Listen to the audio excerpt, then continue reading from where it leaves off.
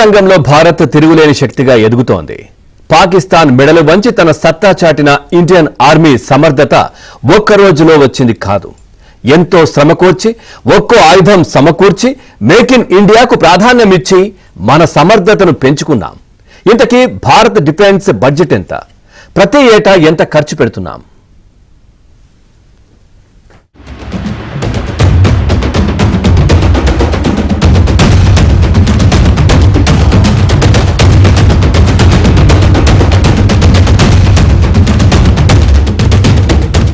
వారం రోజుల్లోపే పాకిస్తాన్ ను దారికి తెచ్చిన ఘనత మన సైనిక దళాలది.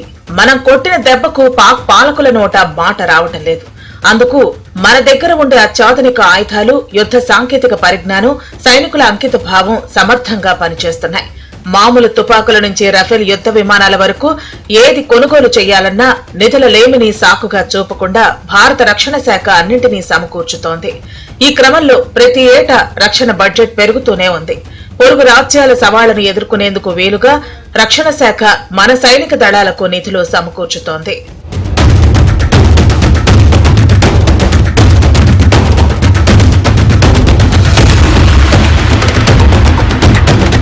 (2013, 14) ఆర్థిక సంవత్సరంలో మన రక్షణ బడ్జెట్ 2.53 లక్షల కోట్లు ఉండేది. 2025, 26 నాటికి అది 6.81 లక్షల కోట్లకు చేరింది. జీతాలు, శిక్షణ ఖర్చులు, పరికరాలు, సౌకర్యాల నిర్వహణ, కొత్త లేదా కొనసాగుతున్న కార్యకలాపాలు, వ్యూహాత్మక భాగస్వామ్యం లాంటి అంశాల కోసం ఈ నిధులను వ్యయం చేస్తారు. ఈసారి స్థూల జాతీయోత్పత్తిలో రక్షణ బడ్జెట్ 1.9% ఉంటుంది. ఇది గతేడాది కంటే 9.5% అధికం.